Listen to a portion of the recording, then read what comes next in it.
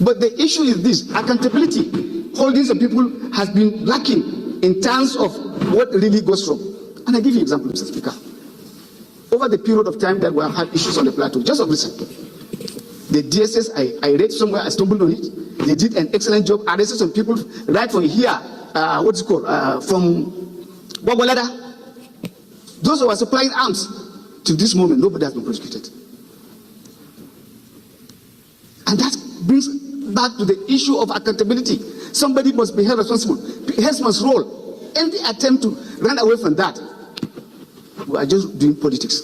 And playing politics with lives of Nigerians, I think it's a wake-up call. Your statement is a wake-up call. And what is happening in other African countries, particularly what happened in Kenya, we should not deceive ourselves. Let's not allow the people out there to come and chase us out here.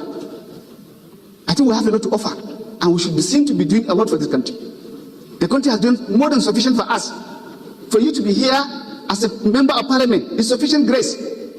There are more than 200 million Nigerians out there. The Dangotes, the Obas, the Emirs cannot come here to spend a room. It means then we have a favor. And that favor should be converted, should be utilized in the interest of our ownership, just like we sought to uphold the Constitution of the Federal Republic of Nigeria. I just want House, if they may be interested, to know that the 30 young men who lost their lives ranges between the ages of 35 downward, including teenagers and infants, celebrating wedding ceremony of their friend in a public place close to a public park, just to intensify and tell the whole House the degree of the loss Nigerians recorded just on Saturday, 29th day. Secondly, in addition to the 30, more than 136 people are critically injured and are receiving treatment in various hospitals in Maiduguri. Thirdly, I want us to know that the suicide bombers, after identifying their faces, it was discovered that they were recruited, they were drugged, they were brainwashed, and they were imported to come to Gaza from somewhere to cause this issue. They came in uniform, what is normally called in the northern part of Nigeria anko. They are wearing the same color of uniform. So it's a wake-up call for everybody in the country. If you see this kind of thing, they are more or less security threat. Lastly, Mr. Speaker, honorable members, we cannot continue to be complacent. Complacency is one of the reasons why this thing happened in my constituency. Complacency on the part of the people and complacency on the part of the security agencies. Simply because the terrorists left northeast to some extent, or relieved northeast of their pressure and moved to north central and northwest. Now our people were relaxed. The security measures we used to take for searching, screening, putting surveillances, we have relaxed that. On the part of the security agencies also, there was this kind of complacency. Terrorism is not over until when it is over. So I'm using this opportunity to inform our colleagues. This is the situation we have, and our security agencies, as well as our citizens, must stand up to their obligations to prevent the reoccurrence of this event everywhere in the country. Thank you very much for supporting the motion. Thank you very much. It's actually a very important issue in this country, and I think we'll get one or two contributions on that, even though our order paper is filled up. But I was shocked when I heard this news. I was in South Africa attending the African Union Parliament, and it came as a shock, and I'm sure it shocked a lot of Nigerians when innocent people were slaughtered the way they were. Let me give the first opportunity to Dasuke. Mr. Speaker, honorable colleagues, in April this year, the National Security Advisor was also in Sokoto, and he was talking about the same issue, that the president deliberately chose northerners to head the defense and security agencies. Where am I heading to, Mr. Speaker, honorable colleagues? In the last 1 year that we got inaugurated into this house, there's one too many. Mr. Speaker, I think it's high time. We've had jailbreaks, nobody has been sacked. People are killed, nobody has been sacked. It's high time we find somebody responsible. Mr. Speaker, honorable colleagues, if we don't take any action, it's almost 15 years. And this house that we pride, which I believe we are, the house of the people, the earlier we look for scapegoats, which are justifiable, these guys have not lived up to expectations. The president has said, I've given northerners this position to defend, your people. That is what he said practically. So now, every single day, we have a minimum of 3 security-related motions and lives are gone. So I think it's high time we come here as a resolution, have as a resolution, because we have a lot of these resolutions. I think more than 50% of the resolutions of the 10th Assembly are security-related. So let's find culprits We have our committees that are living up to expectations. They can research this. They can look at those that have not done what is expected from them, and somebody should be held responsible, so that those that are coming behind, we know that if you don't do what is expected from you, then you are going to get out of where you are. And on that note, I might propose that, look, we can call on the president to sack all security political appointees. All political is 10 months. All of them have been in office for 10 months. Even if you are given a job, you have a probation of 10 months. If you're not living up to expectation, you don't get your confinement after 1 year. So political appointees, security-wise, all of them, they can get fired. And those that can live up to expectations should come over. And every now and then, we have this debate here. 1, 2, 3 months, if this continues and they know that you are not living up to expectation, are going to get sacked, tendency of sitting down and doing what is expected will be there. Secondly, Mr. Speaker, honorable colleagues, is the issue of welfare of members of the armed forces. I think while we are hitting on them at the same time, or member of security related agencies, we have to look at the welfare of those that are there on a daily basis, day and night, to make sure that we sleep with our 2 eyes closed. I think the committees have enough motions or resolutions to look at. Let's look at their welfare. Is it commensurate to what they are doing? So, honorable colleagues, Mr. Speaker, this is my little contribution. Thank you very much. Thank you. Well spoken. I must say that's okay, well spoken, and passionately so. As a true Nigerian, it's very clear whether it's happening in the north, or south, or west, or east. It's Nigeria.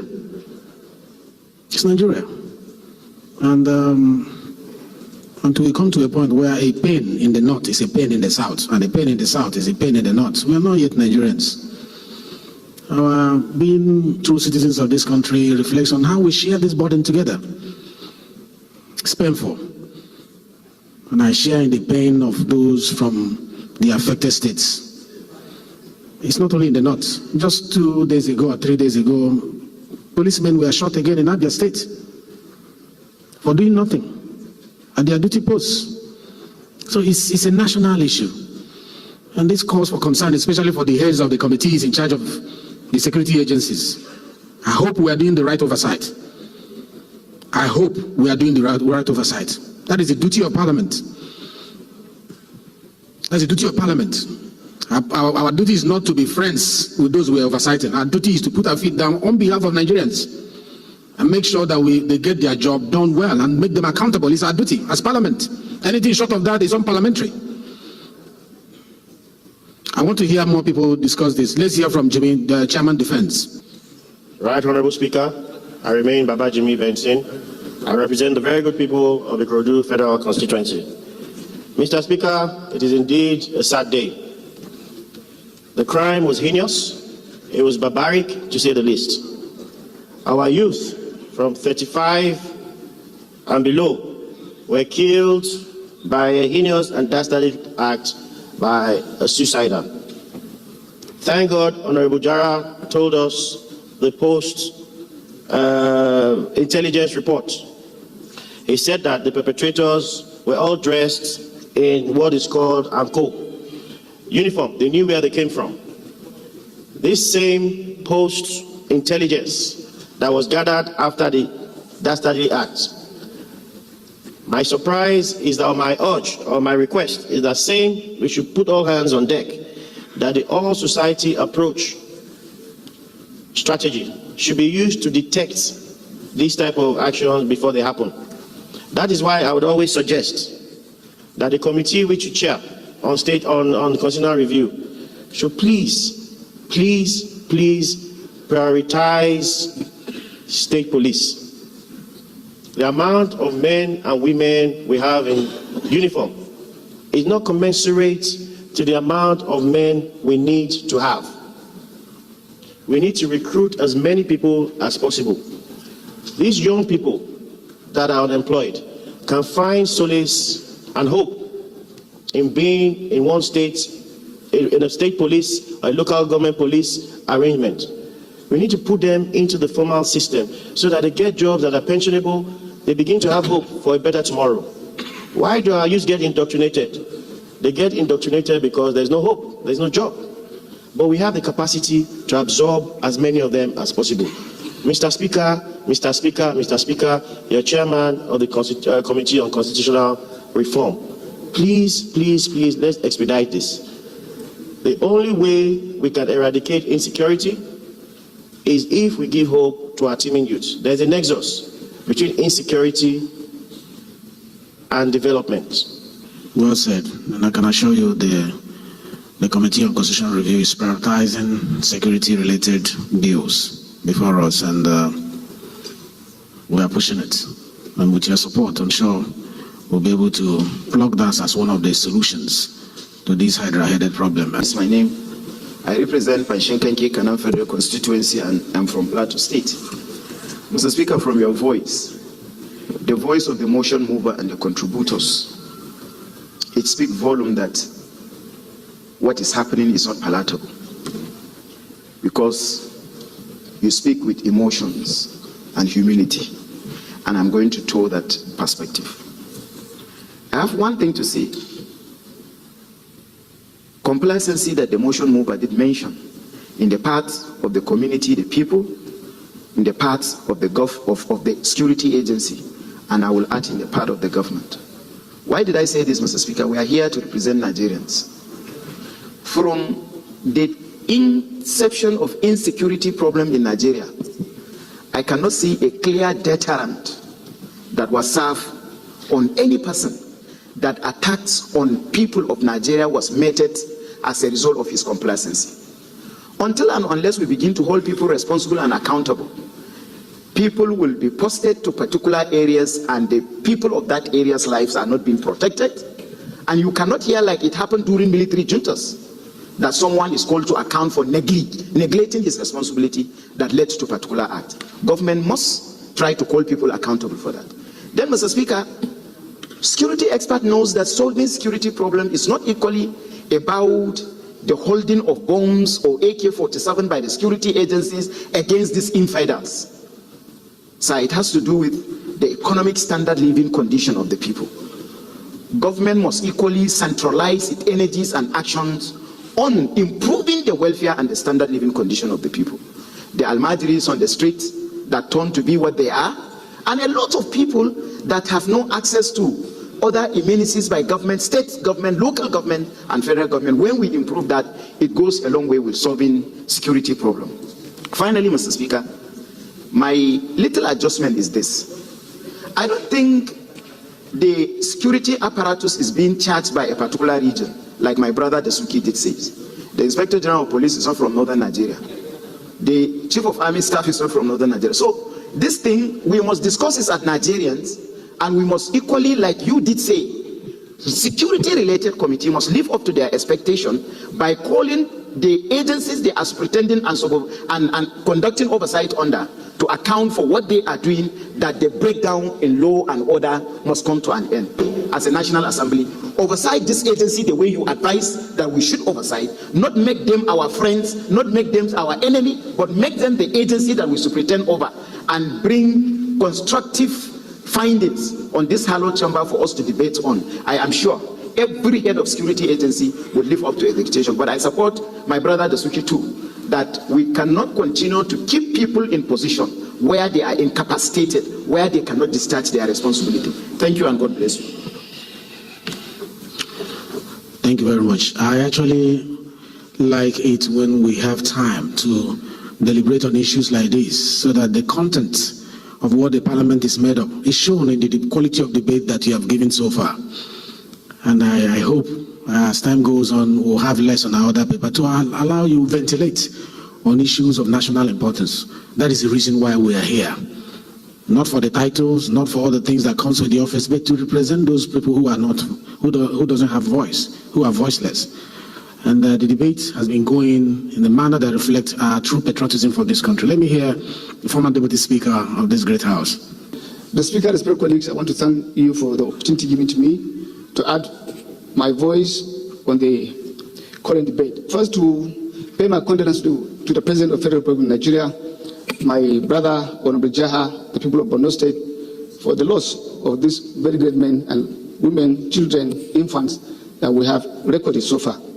And not only in those areas, like my brother did mention, Katsina, I heard of it last week. There was something between Sapele and Kaduna, almost every part of this country. And that's why I want to appreciate what my brother, Honorable Gagdi mentioned. And what he mentioned, I was humbled by the tune of your own contribution while sitting on the chair, that we should discuss as Nigerians that we should do away with what is called regional. And that's what is dividing us more instead of integrating us. And as far as I'm concerned, this matter of security is for all of us. It's about the entirety of the nation. There's no part of this country that is safe. And we should not pretend to this. And I want to thank you very much for charging us, those of us who are chairman of committee, to live up to our own responsibility, to be members of parliament, that we will speak to the people, for the people, and on behalf of the people, and speak for ourselves. And that's what we're supposed to be doing. My brother on Tajuddin, the other time, mentioned about the welfare, what is being done in advanced country, as he was also a former ex-service person in that particular community, US Army particularly. Of course, welfare is something we should speak about. But I want to believe too that there are some nitty-gritties that we do not have to come to the floor of the House to begin to mention. Even the information divulged to us that they came in uniform. You are also alerting them in one way or the other that this other one has been discovered and they will go to do another device. And I do not want us to always be emotional on issues like this. But let's be factual. The emotional could come only in executive sessions. As we get emotional, we always divulge the strategy and discoveries, and by one way or the other, we are sabotaging the efforts of the security agents. And by implication, escalating what is going on. Mr. Speaker, respected colleagues, I think the security agencies are doing more than sufficient, particularly, and I believe you are reading your reports, the Department of the State Security Service. But the issue is this: accountability, holding some people has been lacking in terms of what really goes wrong. And I give you an example, Mr. Speaker. Over the period of time that we have had issues on the plateau, just of recent, the DSS, I read somewhere, I stumbled on it. They did an excellent job, arrested some people right from here, what's it called, from Wagwalada. Those who are supplying arms, to this moment, nobody has been prosecuted. And that brings back to the issue of accountability. Somebody must be held responsible. Heads must roll. Any attempt to run away from that, we are just doing politics. And playing politics with lives of Nigerians, I think it's a wake-up call. Your statement is a wake-up call. And what is happening in other African countries, particularly what happened in Kenya, we should not deceive ourselves.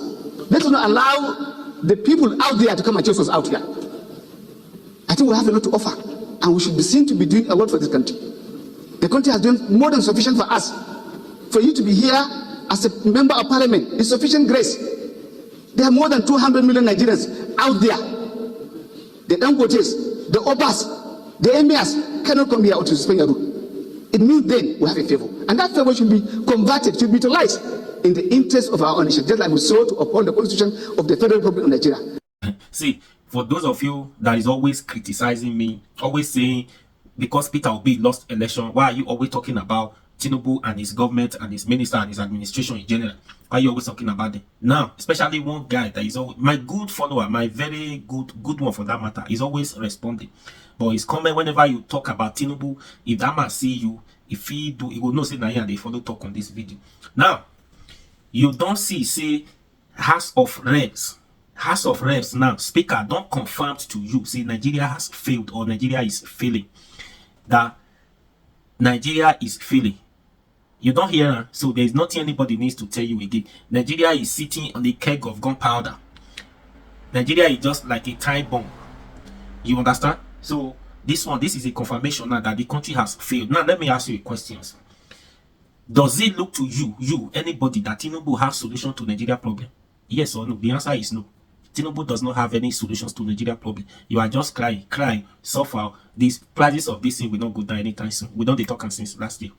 So does it look to you that Tinubu have solution to this problem in this country? He does not have solution to it. He's just going to be this complete till he decided to leave office. Before another person start from square one again. You don't understand? See, I said it before. You see what these people are saying? Say, if you want to solve the problem of this country, you need to stand tall and step on people's toes. You say you are the Jagaban of Africa, Jagaban of Lagos. We are not seeing anywhere you act as a Jagaban. Rather than you are just causing pains to Nigeria as a president. You say you are the Jagaban, city boy. So we are not seeing anywhere you display that Jagabanism in you. No, you are just causing pain, making Nigeria go through stress, pain, sorrow, deception, problems, hatred, anything you could call it. So Tinubu do not have solution to this problem. Nigeria is just like a time bomb sitting on a keg of gunpowder to explode. Now, when they don't they use Kenya as a case study now, then may they not come chase them out of this office. They don't they scare already. You know, say Nigeria, we 2 day patient. Waiting they go on, waiting make that massive protest in Kenya in all this quarter of Nigeria. And then, how many years ago, 2-3 years ago, what happened in Sri Lanka when they chased the president out in all this quarter of problem when they go on for Nigeria? But we see they patient. We are still very patient. Let me tell you, Nigeria is one of the most patient people in the world. Forget anything anybody say about Nigeria. We are the most the patient people in the world. We are the most simplest person as in people as a nation, as a country to rule over compared to other country. If Nigeria is in other country, this problem will not have gotten to this extent before they take action. Since Nigeria need action, we are still patient. Who is going to be in the front? Who is going to take the action? Just like then when I was when you enter a bus or this bus downfall, if hold up they road, the bus won't follow one way. You will hear all this bus driver that they won't follow one way, but then they find person who won't follow front, who won't they front. As that one they follow, and that one enter front, all of them will follow. You will hear conductor they say egbawaju na egbawaju jekatele egbawaju. Then they find once they see person enter follow front, all of them. You don't understand. Now the problem be when with this, so we don't see anybody to take action. Who is going to lead? You don't understand. So Nigeria has failed, is falling, and Tinubu do not have solution to this problem. I'll continue to say it.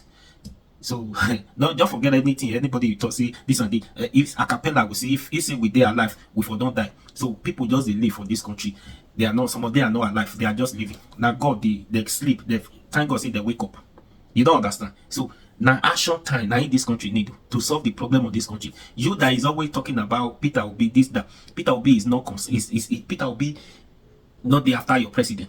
Peter Obi is not desperate. If Tinubu can turn this country like Dubai today, Peter Obi will even be the first person to congratulate. Hey, my senior brother, congratulations. Thank you for turning this country for good. Peter Obi, it's not after your president. So it does not mean who is the president. That's not our problem. Can you do it? Can you secure this country? Can you secure lives and property? Can you give us all those infrastructural amenities? Those things we have been asking for. Can you secure our lives and properties? Give us all those things, we are okay. Give us light, we are okay. Secure our life, we are okay. Now you not secure our life, you not give us food, you not give us water, you not give us good roads, nothing. Everything government should give citizens, no government has able to give us in this country.